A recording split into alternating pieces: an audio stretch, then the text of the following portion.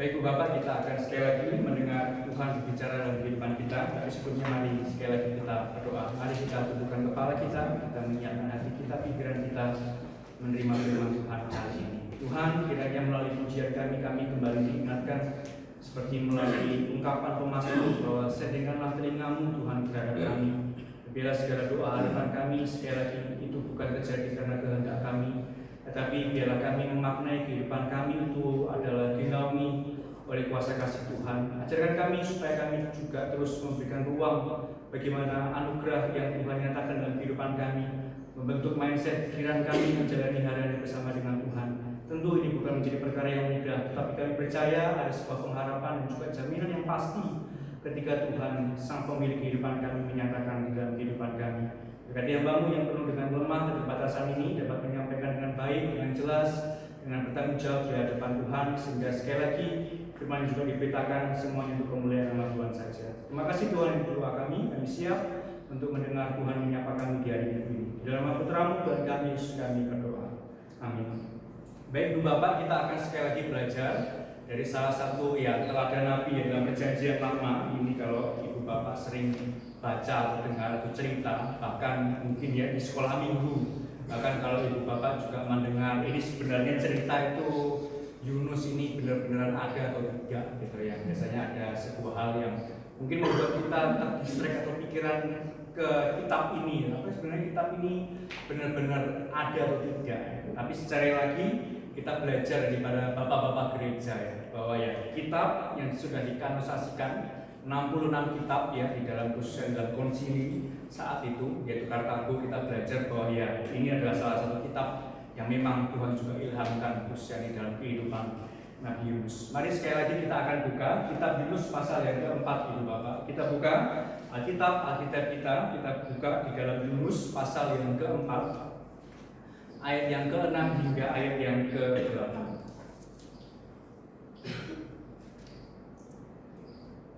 Kitab Yunus pasal yang keempat, ayat 6 hingga ayat yang ke-8. Izinkan saya bisa membacakan buat Ibu Bapak semua, Bapak bisa perhatikan di dalam Alkitab ataupun Alkitab Ibu Bapak. Yunus pasal 4, ayat 6 hingga ayat yang ke-8. Kalau sudah, lalu atas penentuan Tuhan Allah, tumbuhlah sebatang pohon jarak melampaui kepala Yunus untuk menaunginya, agar ia terhibur daripada kekesalan hatinya. Yunus sangat bersuka cita karena pohon jarak itu. Tetapi keesokan harinya, ketika fajar menyingsing atas penentuan Allah, datanglah seekor ulat yang menggerek pohon jarak itu sehingga layu. Ayat 8, segera sesudah matahari terbit, maka atas penentuan Allah bertiuplah angin timur yang panas terik, sehingga sinar matahari menyakiti kepala Yunus. Lalu rebahlah ia lesu dan berharap supaya mati. Katanya, lebih baik aku mati daripada hidup. Bapak Ibu yang dikasih Tuhan, hari ini kita akan belajar salah satu tema yang besar, yaitu mengenai dinaungi oleh kuasa kasih-Nya.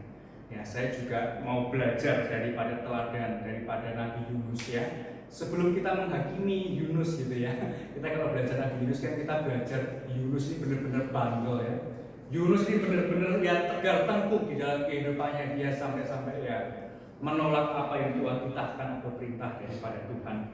Ibu Bapak yang dikasih Tuhan, kalau Ibu Bapak bisa baca di dalam kisah Yunus, itu timeline-nya atau waktu secara kronologisnya itu mendekati di dalam 2 Raja-Raja itu Israel Utara itu juga pada saat itu masuk di dalam pemerintahan daripada Asyur atau penjajahan atau dikuasai oleh Asyur. Jadi sehingga Yunus itu sedikit banyak mengalami apa itu namanya penderitaan, apa itu namanya dikuasai oleh bangsa lain. Bahkan mungkin kalau kita perhatikan, kita kontekskan di zaman sekarang mungkin kalau papa mama atau kakek nenek opa atau oma yang merasakan sebuah hal yang tidak adil nah ini Yunus di dalam masa-masa itu Jadi ini sebuah pergumulan yang tidak mudah bagi Yunus secara timeline, secara kronologis bahwa Tuhan itu mengutus Yunus ke Niniwe.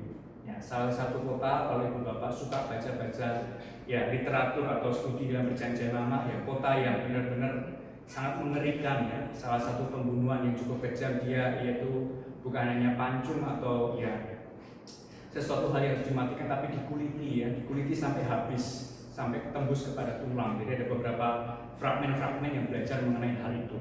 Ibu bapak yang dikasih Tuhan, tapi yang menjadi surprise endingnya ya di pasal 4 ini bukan berbicara mengenai pertobatan Niniwe, tapi surprise endingnya yang menjadi kejutan di akhir pasal daripada kitab Yunus itu berbicara mengenai seorang yang tegar tengkuk, yaitu Yunus.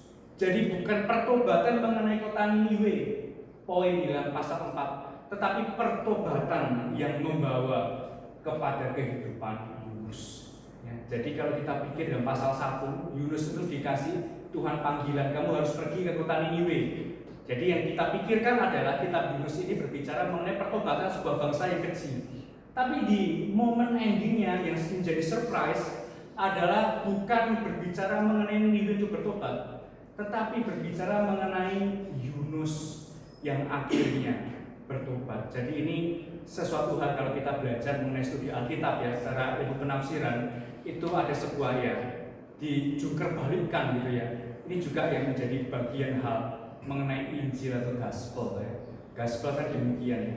Bagi dunia Injil itu adalah sebuah kebodohan.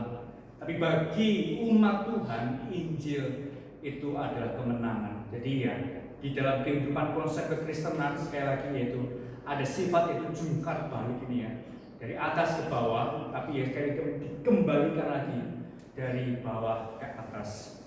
Bapak Ibu dikasih Tuhan, kalau kita baca di ayat yang pertama itu LAI, Lembaga Alkitab Indonesia, itu berbicara mengenai hati Yunus yang kesal ya. Kalau Ibu Bapak baca di pasal 4 ayat pertama, itu hal itu sangat mengesalkan hati Yunus ya. Ini menurut saya bukan sekali lagi tidak salah, tetapi nuansanya harus lebih dapat ya.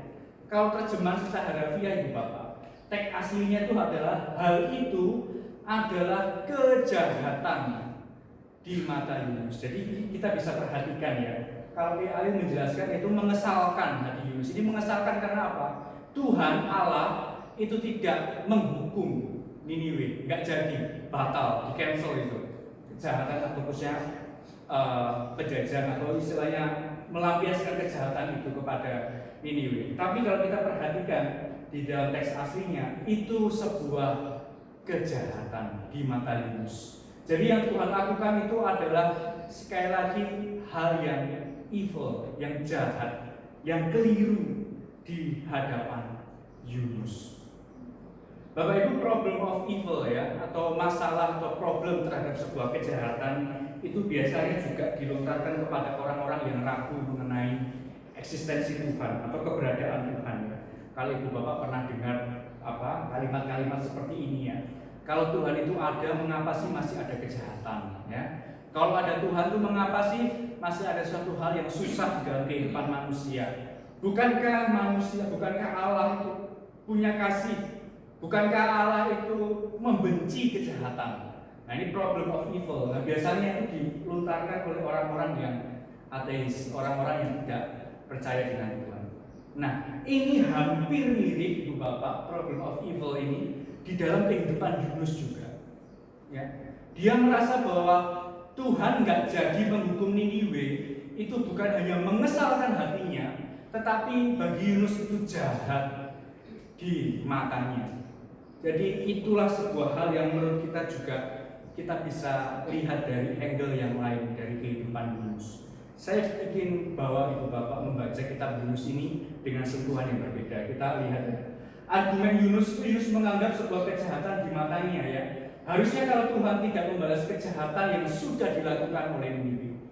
Ya, kalau dalam konsep perjanjian lama kan begitu ya. Mata ganti mata, gigi ganti gigi ya. Harusnya kalau kejahatan yang dibalas dengan kejahatan. Tapi Yunus ada sebuah problem di sini. Dia nggak bisa memahami kedalaman kuasa daripada kasih Allah di dalam kehidupannya.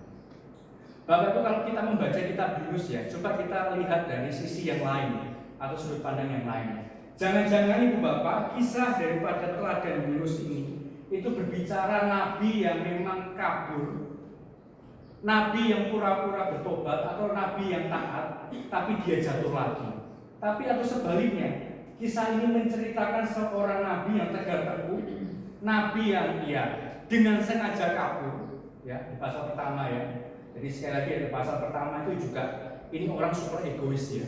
Kalau dia benar-benar merasa ini sebuah kelalaian ya, dia harusnya menceburkan diri, tapi dia kan tidak ceburkan diriku. Jadi orang super egois ya, orang yang benar-benar sangat memikirkan dirinya sendiri ya. Kalau dia memang merasa bahwa badai pada saat dia mengalami itu karena perbuatannya, harusnya dia mencemplungkan dirinya sendiri, tapi enggak. Ayo, bawa aku, ceburkan diriku. Ini orang yang benar-benar super egois. Lalu pasal kedua, itu nabi yang pura-pura bertobat. Ya ini KKR-nya dia ya, KKR-nya Yunus ya. Ketika membawa pesan, ya ini 40 hari lagi kamu akan ditunggang balikan oleh Tuhan karena kejahatanmu. Maka sebab itu kamu harus bertobat kembali kepada Allah ya. Jauhilah kejahatan. Kurang lebih seperti itu isi KKR-nya. Nah, kalau Ibu Bapak perhatikan juga ya, di pasal kedua ini kalau dicatat itu ya KKR terbesar di Alkitab itu ya zamannya Yunus.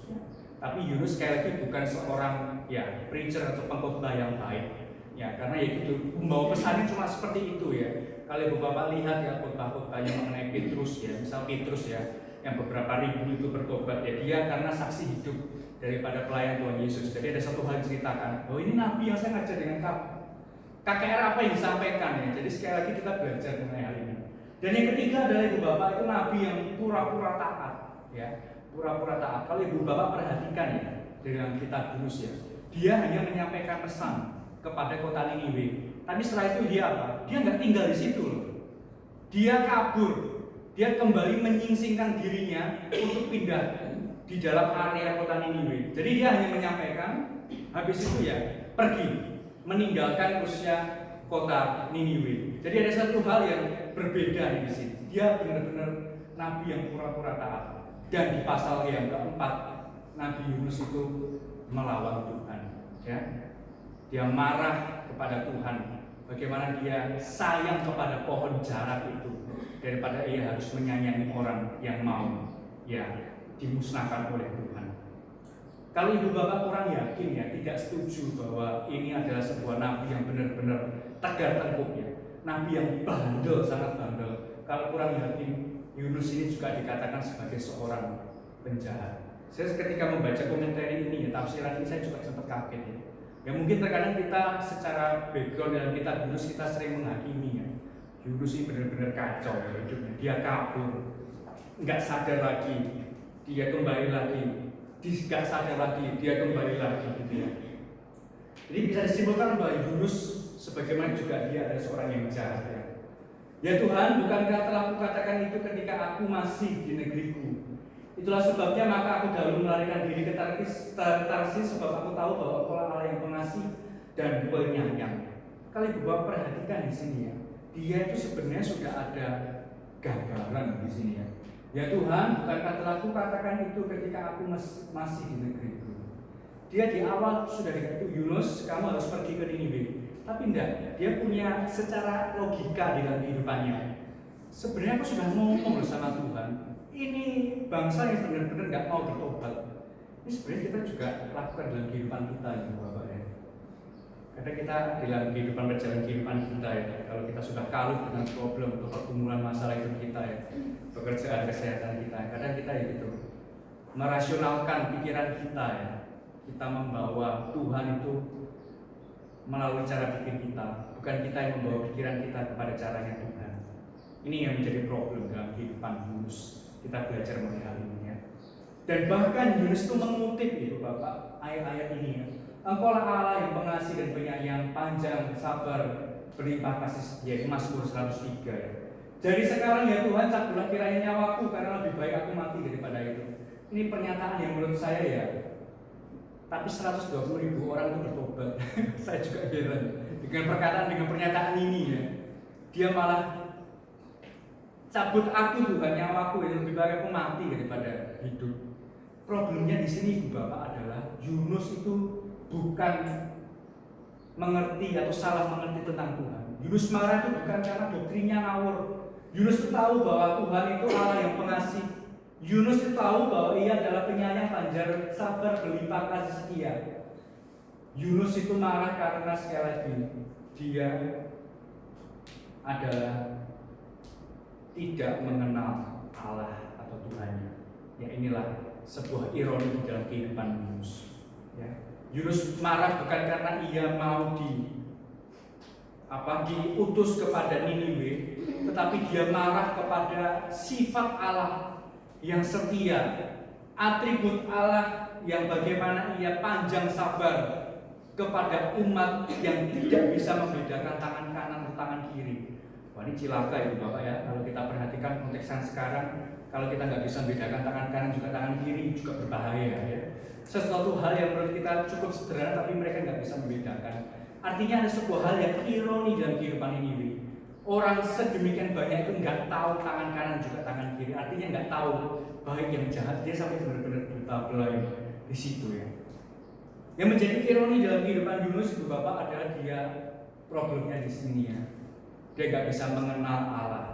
Dia nggak bisa menerima sifatnya Tuhan. Bukan kepada Niniwe yang sulit untuk bertobat. Bapak yang dikasih Tuhan, Yunus sekali lagi ya hatinya itu tidak cukup melampaui atau mengetahui ya cukup luas hatinya Tuhan di dalam kehidupan Niniwe atau ciptaannya. Sebenarnya juga demikian Bapak ya dalam kehidupan kita. Seringkali kita pun juga demikian ya. Tema kemarin ya di hari Kamis di dalam PA itu kita kalau benar-benar dalami ya motif obdurasi atau motif mengenai penolakan ya. Kita agak sadar bahwa Tuhan itu datang menjadi sama dengan kita tapi dia ditolak gitu. Kalau kita membaca dengan sisi antropologi atau secara manusia, ini sebenarnya suatu hal yang benar-benar ironi juga ya.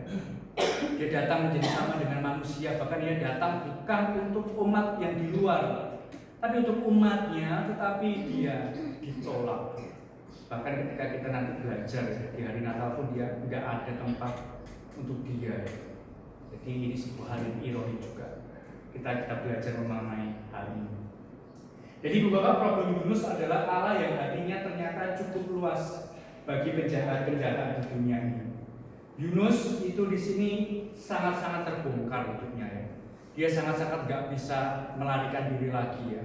Yunus terbongkar. Sebagai pembaca kita melihat bahwa di pasal 1 bukan sekali lagi itu Yunus kabur karena dia diutus ke Niniwe, tetapi dia punya masalah terhadap Allahnya sendiri, Allah yang mengutus hidupnya atau pelayanannya. Dia nggak bisa mengerti hati yang luas kasihnya di dalam kehidupan dunia ini atas ciptaannya. Tuhan berkata ya Bapak ya, kalau kita perhatikan secara ilustrasi ya, kalau kita menggambarkan, saya sedikit ingin menggambarkan hatinya Yunus ya. Yunus kenapa kesal ya, marah ya. Kalau Ibu Bapak dikasih permintaan sama Tuhan ya,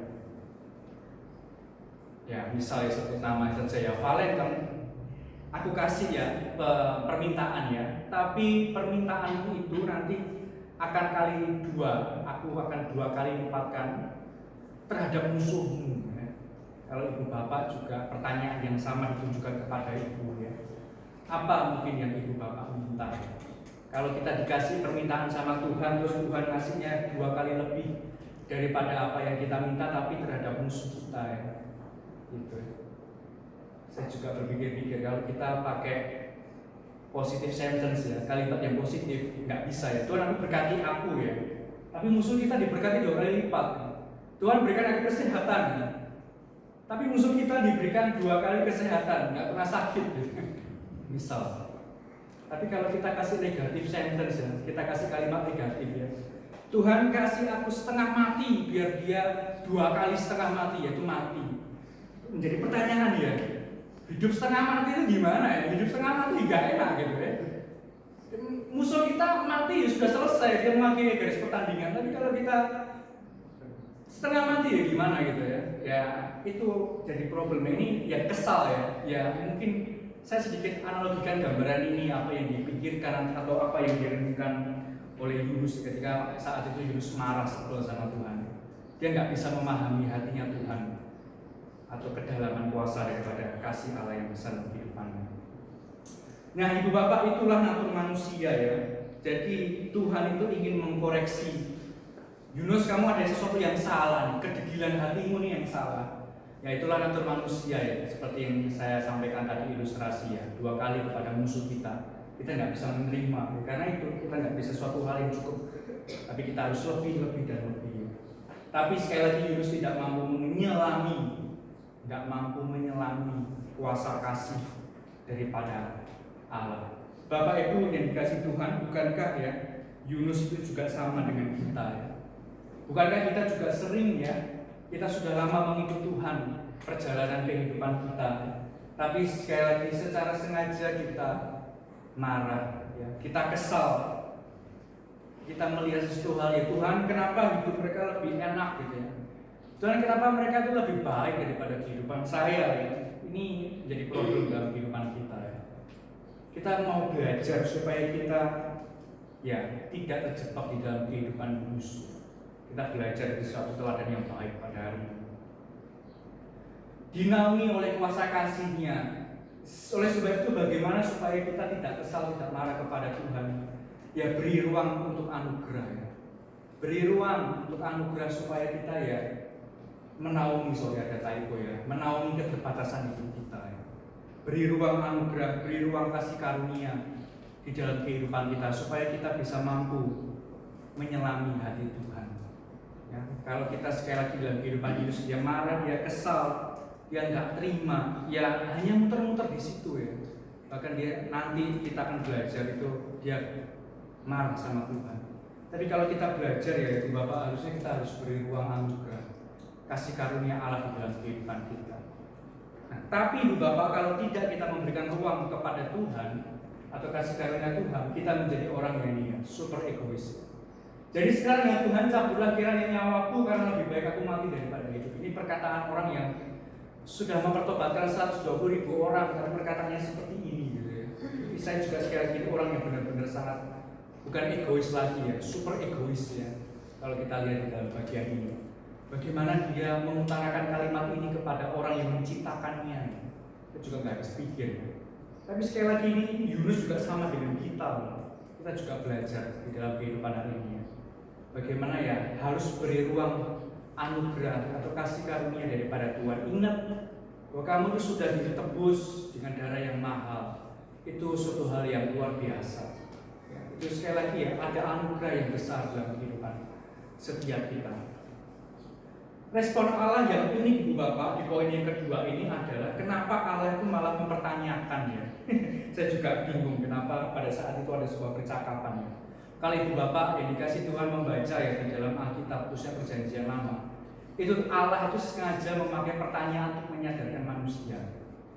Allah itu bukan sekali lagi tidak tahu. Biasanya Ibu Bapak kalau pergi gitu ya, kalau Ibu Bapak tahu kan di Palu Maps nggak works ya, kadang nggak jalan gitu ya di kota Palu. Ketika kita kalau kunjungan terus pakai Maps kadang-kadang ya masuk sini masuk situ gitu ya. Tapi kalau kita punya ya misal hal yang kita kalau tanya kita akan mencari informasi, rumahnya bapak ini atau ibu ini di mana ya? Orang tanya biasanya memerlukan informasi, tapi kalau Tuhan itu tidak. Tuhan itu bertanya kepada umatnya supaya umat itu sadar. Itu yang menjadi poinnya di dalam poin yang kedua ini. Allah menjawab protes Yunus itu memiliki 2 hal. Allah 3 kali bertanya balik kepada Yunus. Sebenarnya kalau kita gambarkan ya ini sebenarnya kan juga penafsiran alegoris, simbolis ya. 3 itu apa? Misal kalau dalam Perjanjian Lama 7, Wahyu nanti juga 7. Itu juga nanti kita bisa belajar. Tapi sebenarnya Ibu Bapak, 2 pertanyaan itu sebenarnya Yunus itu nggak punya hak untuk marah. Mengapa Allah merespon Yunus dengan pertanyaan? Di dalam Alkitab sekali lagi kita bisa belajar ya. Allah itu sekali lagi menggunakan pertanyaan untuk menyadarkan umatnya. Kalau Ibu Bapak bertanya mengenai Adam ya, Adam ketika dia jatuh di dalam dosa ya, pasal yang ketiga, Adam kamu di mana? Artinya ini kan bukan Allah tidak tahu, Allah tahu, dia sembunyi, dia melakukan sebuah kejahatan. Allah benar-benar tahu. Dan yang kedua, misal contohnya ketika Kain ya, Kain, adikmu di mana? Ya, Allah sudah tahu bahwa Kain itu membunuh Habel. Tapi sekali lagi kalau kita belajar, tujuan Allah bertanya supaya untuk menarik kembali ke realita ya. Ditarik kembali, kamu sudah terlalu jauh kan? Dan pertanyaan itu, artinya pertanyaan itu bukan sekali lagi Tuhan tidak tahu, Tuhan tahu di dalam kehidupan kita. Saya juga sempat gak habis pikir, kenapa Tuhan ketika Yunus ya, Yunus kalau ditanya orang sudah hopeless gitu ya, terus ditanya-tanya itu kayak benar-benar capek gitu ya.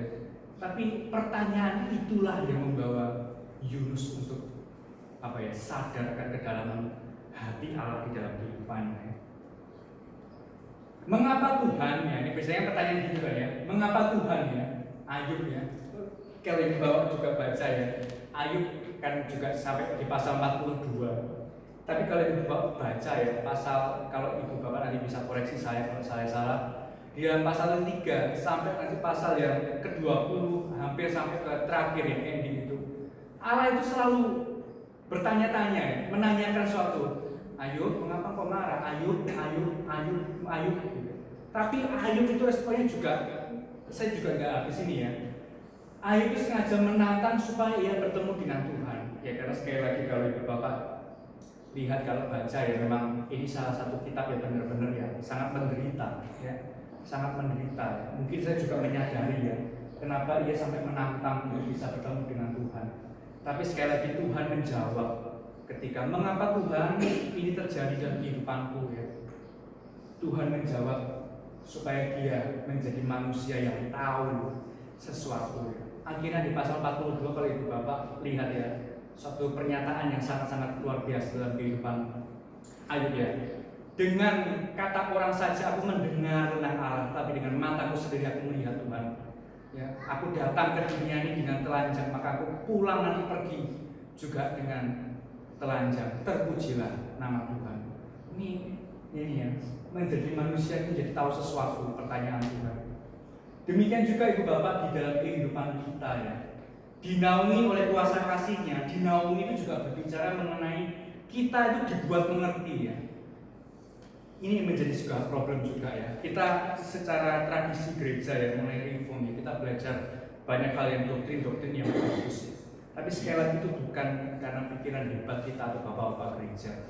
Tapi para reformator itu dinaungi oleh kuasa kasih Tuhan. Ada suatu problem di sini, pengajaran mengenai pengampunan, ada doa, ada suatu hal yang salah. Pertanyaan Tuhan itu adalah belas kasihan. Ya, pertanyaan Tuhan itu bukan sekali lagi Tuhan nggak tahu. Tuhan itu menanyakan supaya kita itu ya tahu bahwa kita akan menjadi suatu hal yang tahu dalam kehidupan kita. Dan yang paling penting Bapak, Tuhan itu menanyakan supaya demi dan bagi diri kita. Itu penting. Kadang kalau kita misal ya, kalau konsep di dalam penggembalaan juga, kalau bertanya-tanya itu sekali lagi bukan masalah basa-basi, saya juga bingung ya. Udah nggak usah basa-basi, langsung saja to the point. Maksudnya gimana? Saya juga mau bertanya itu apa ya? Ya ingin menanyakan suatu hal gitu ya. Tapi sekali lagi kalau kita belajar Ibu Bapak ya, pertanyaan Tuhan itu belas kasihan supaya kita dibuat untuk mengerti dan kita itu adalah miliknya ya. Dan uniknya adalah Ibu Bapak, pertanyaan Tuhan itu ya sifatnya membongkar ya. Pertanyaan Tuhan itu membuat atau menolong supaya umat itu ya pada saat yang sama itu dilibatkan, dibuka, ditarik. Seperti dengan Adam ditanya tuh, Adam kamu di mana? Ya. Adam sebenarnya juga mikir ya, aku sudah diketahui oleh Tuhan. Ini suatu hal yang sifat pertanyaan itu juga di dalam kehidupan kita. Inilah cara Tuhan meresponi Yunus. Bapak Ibu juga di dalam kehidupan kita ya, pertanyaan Tuhan itu juga bahasa kasih di dalam kehidupan kita. Kita bersyukur kalau kita ditanya sama Tuhan. Kita bersyukur kalau Tuhan itu ingatkan di dalam kehidupan kita, ada sebuah warning dalam kita menjalani hari-hari. Sekali lagi, bukan Tuhan itu tidak tahu tentang kita ya, bukan Tuhan itu tidak tahu pergumulan kita, bukan Tuhan itu tidak tahu kebutuhan apa yang kita saat ini benar-benar butuhkan gitu ya. Justru melalui pertanyaan Tuhan mau menunjukkan, ini loh aku yang memberikan pertanyaan kepadamu, aku itu pemilik kehidupanmu. Kamu nggak usah khawatir Pak. Itu salah satu bahasanya Tuhan dalam kehidupan kita. Pertanyaan Tuhan itu demikian dalam kehidupan kita. Tuhan nggak tahu dalam kehidupan kita ya. Kita sembunyi di tempat, kalau Mazmur Daud itu ya. Sampai aku di alam maut pun Tuhan tuh tahu, Tuhan tangkap aku gitu ya. Demikian juga dalam kehidupan kita ya. Tuhan tuh tahu kok pergumulan kita. Tuhan tuh tahu suatu hal yang mungkin kita sekali lagi kita harapkan. Tapi kita belajar bahwa ya Tuhan tuh menunjukkan belas kasih, kemurahan Tuhan. Itulah dalam kehidupan kita ya Bapak. Yang menjadi pertanyaan sekarang kan, pertanyaan, memang Tuhan pernah bertanya sama aku loh, ini suatu hal yang menurut kita juga jadi problem ya. Yunus sekali lagi dia tuh tahu tentang sifat Allah, Allah yang kasih, panjang sabar, setia, lemah lembut, murah hati. Tapi Yunus tidak kenal dengan Allahnya. Kalau dalam kehidupan kita tidak pernah ditanya oleh Tuhan di dalam doa dan pembacaan firman Tuhan bagaimana. Ya. Kita sekali lagi memang tentu nggak mungkin kita ditanya sama Tuhan, mungkin kadang ya dalam perjumpaan kita ketika kita mengendarai mobil tahu-tahu Tuhan berbicara enggak, sudah nggak ada gitu. Tapi kita belajar bahwa melalui pembacaan kita di dalam firman, di dalam doa, ya kita sekali lagi mari kita datang di hadapan Tuhan. Konsep inilah yang kita akan belajar daripada Yunus. Bagaimana doa dan pembacaan itu Bapak, saya dan juga Ibu Bapak sekalian, supaya kita bukan hanya tahu mengenai Tuhan dan atributnya, tapi kita bisa ya kenal dengan Allah yang kita puji dan juga sembah. Ayat 6 Bapak ya, poin yang terakhir kita bisa pelajari ya. Ini salah satu juga hal yang menarik untuk kita bisa pelajari. Ayat ke-6 itu Tuhan itu memang sengaja menumbuhkan pohon ya. Kalau Ibu Bapak baca di pasal yang keempat ayat 1 sampai 10, kalau Ibu Bapak pengen lihat secara cerita besarnya, Tuhan itu menumbuhkan pohon yang untuk menghibur Yunus dari kekesalan hatinya ya. Jadi Yunus seperti kayak anak-anak kita ya. Kalau Ibu Bapak ingat mendidik anak-anak kita waktu kecil ya, dia main-main terus main-mainnya direbut. Ya janganlah kita ya sekarang ya, perkembangan zaman ya, dia lagi sedang asik main HP gitu, terus HP kita rebut ya. Itu membuat kesal hati Yunus gitu ya. Demikian juga apa yang terjadi dalam kehidupan Yunus Bonjara itu langsung Tuhan ya. Kalau Ibu Bapak sempat notice ya, atas penentuan Tuhan, atas penentuan Allah, atas penentuan Allah itu kita bersyukur punya Allah yang enggak labil kayak kita. Kita kan kadang-kadang mood swing gitu ya. Kalau kita moodnya enak gitu ya, kita ngajak ngobrol juga enak. Kalau moodnya kita kadang enggak enak ya buruk-buruk gitu ya. Tapi kalau kita belajar ini ya, Tuhan tuh menetapkan sesuatu hal yang detail dalam kehidupan kita. Dia enggak cuma menerbitkan matahari untuk semua, tetapi kita belajar di dalam ketetapan ini. Tuhan menumbuhkan pohonnya. Kalau kita baca secara detail, pohon jarak, kali Ibu Bapak ini juga sempat mungkin khotbah-khotbah yang sempat Ibu Bapak juga pernah dengar ya. Ini memiliki sebuah daun yang menjadi besar, daunnya memiliki lebar ya sekitar 1 meter ya. Jadi ya itu mungkin kurang lebih ya.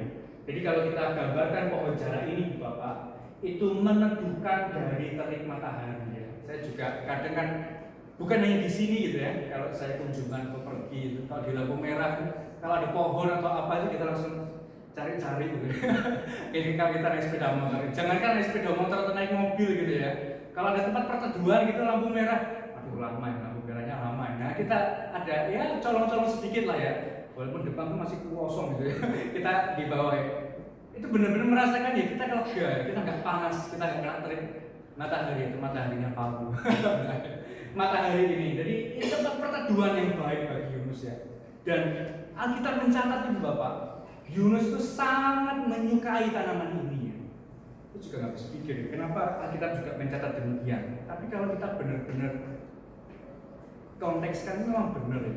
Tanaman ini membuat sebuah hal yang teduh, gitu ya. Hal yang teduh buat kita ya enak ya, nggak kepanasan. Ya. Teks aslinya Ibu Bapak sebenarnya bukan mengesalkan ya, kalau Ibu Bapak lihat tadi ya, untuk menghibur Yunus dari kekesalan hatinya, tetapi di teks aslinya itu Bapak bukan hanya menghibur tetapi menyelamatkan. Ini suatu hal yang beda ya. Kalau cuma menghibur itu suatu hal yang mungkin ya sementara ya. Kita bisa terhibur ya. Misal kalau kita lagi penat, kita scroll sosial media ya. Misal apa ya? Ya apa hal yang lucu-lucu gitu ya. Terhibur ya sebentar. Mungkin kita kalau tidak berhadapan dengan pekerjaan ya stres kembali, tekanan lagi gitu ya. Tapi kalau kita belajar ya di sini teks aslinya itu bukan hanya menghibur, tapi pohon jara itu menyelamatkan Yunus. Apa yang terjadi sebenarnya Bapak? Dengan demikian bahwa semua ini Allah lakukan untuk menyelamatkan Yunus ini ya dari kejahatan yang telah bersarang di hatinya. Ya, jadi pohon jarak itu Tuhan memang ciptakan, memang cuma hanya nggak sampai 1 hari. Itu bukan hanya untuk menghibur Yunus dari terik matahari, tapi itu menyelamatkan secara pikiran Yunus bahwa aku ini loh, tukang kebunnya itu aku, kamu tuh nggak berhak untuk marah. Aku tuh loh yang punya pertumbuhan, aku tuh loh yang punya pohon itu, kamu tuh nggak berhak untuk marah. Nanti kita bisa bacakan di situ dari kesalahan hatinya. Pertanyaan Tuhan ini ya, mengapa engkau marah dan begitu menyayangi pohon jara ini yang sebentar tumbuh dan sebentar mati? Yang menanam bukan engkau ya, yang menanam aja bukan engkau, yang menyiram juga bukan engkau, yang memberikan pertumbuhan juga bukan engkau. Aku yang menumbuhkan pohon jara itu. Ini benar-benar ini bukan pohon jara, bukan Tuhan ciptakan untuk menghibur dari terik matahari, tapi menyelamatkan kedegilan hati daripada nabi yang tegar tengkuk ini. Kalau kamu saja bisa sayang dengan tanaman ini, ya motif jungkir balik lagi nih. Kalau kamu saja bisa sayang dengan tanaman ini yang tidak kamu siram, yang kamu tidak tanam, yang kamu baru kenal, itu namanya pohon jarak. Ya. Maka kamu tidak bisa mengerti perasaanku atas manusia ciptaanku. Ya, jadi ini ya jadi sebuah tamparan keras ya bagi kehidupan manusia. Tuhan menciptakan pohon jarak itu bukan untuk menghibur, tapi menyelamatkan. Pikiranmu ada yang salah, ada problem dengan pikiranmu. Itu ya kita menjadi hal yang demikian di dalam kehidupan kita ya. Ada satu hal yang perlu kadang Tuhan koreksi dalam kehidupan kita dengan fenomena-fenomena alam juga mungkin. Atau suatu hal yang terjadi dalam kehidupan kita supaya kita belajar. Kamu tuh nggak layak marah terhadap aku. Kita belajar dalam poin ini. Tuhan lakukan pohon jara ini adalah mengajar Yunus untuk punya ya belas kasihan, compassion, belas kasihan, dengan cara mengajak Yunus merasakan hatinya Tuhan. Sebagaimana Yesus sedih dan sayang atas pohon jara itu, demikianlah di sini Tuhan mau menyatakan seperti itulah hatinya terhadap orang Niniwe, compassion, belas kasih. Bapak Ibu, ada suatu hal yang unik ya ketika Ibu Bapak suka membaca literatur, bacaan buku ya. Rata-rata para orang-orang teolog Kristen dan teolog-teolog reform itu biasanya suka membahas mengenai buku-buku sistematik ya, atau buku-buku tentang doktrinal. Biasanya kalau Ibu Bapak suka apa ya, misalkan halusinasi, eskatologi, pandangan ya, double, pembenaran, itu banyak sekali kita pahami beberapa teolog-teolog. Tapi kalau kita belajar salah satu teolog ini ya, Warfield ini ya, dia menuliskan yaitu mengenai the emotional life of our Lord. Dia menuliskan salah satu buku yang menggambarkan ekspresi Tuhan, atau ya bukan emosi sekarang kadang-kadang bukan suatu konotasinya yang negatif ya, tapi suatu hal yang dirasakan oleh Tuhan terhadap ya ciptaannya ya. Jadi kalau Ibu Bapak perhatikan dalam buku ini itu sering muncul ya, bahkan Warfield ini memberikan sebuah penjelasan bahwa dalam Alkitab itu banyak sekali motif itu tergeraklah hatinya oleh belas kasihan. Kalian buat belajar dalam Matius 5 misalnya, tergeraklah hati Yesus melihat ada banyak umat yang seperti domba itu kehilangan arah. Ya, jadi ada motif lagi ya. Tergeraklah hatinya ya oleh karena belas kasihan. Allah adalah Allah yang menangis dalam relasi dengan umat. Saya sempat terkaget ketika membaca ini ya, kutipannya dia. Allah adalah Allah yang menangis dalam relasi dengan umatnya. Terkadang Tuhan juga sampai merengek dalam kehidupan kita untuk kita ya mendekat kepadanya. Bukan sekali lagi Tuhan itu menulis relasi kita dengannya, tapi ya ayo tuh kenal kepadaku, aku tuh pemilik kehidupan. Jadi kita diajarkan supaya kita juga merasakan hati yang sama yang hati Tuhan rasakan dalam kehidupan kita. Allah yang membuka dirinya untuk dilukai, Allah yang dikecewakan oleh kita manusia yang berdosa. Ini kita motivasi mengenai kolaborasi kemarin. Dia membuka dirinya itu supaya umat itu kenal, tapi enggak, malah dia ditolak secara mentah-mentah. Bahkan bukan hanya ditolak, dia disalibkan. Ya, Ironi memang dalam kejahatan manusia, orang yang dikuasai oleh dosa. Bersyukur kepada Allah. Kita belajar mulai perenungan pagi menjelang siang ini, supaya kita hidup kita itu dinaungi oleh kuasa kasih di dalam kehidupan kita. Bapak Ibu, demi tujuan apa semua ini Tuhan lakukan kepada Yunus? Apakah demi Niniwe? Niniwe itu ya Ibu Bapak ya, di pasal 2 itu sudah selesai Niniwe. Ketika dia bertobat itu sudah selesai, nggak ada masalah lagi. Tapi problem selanjutnya itu bukan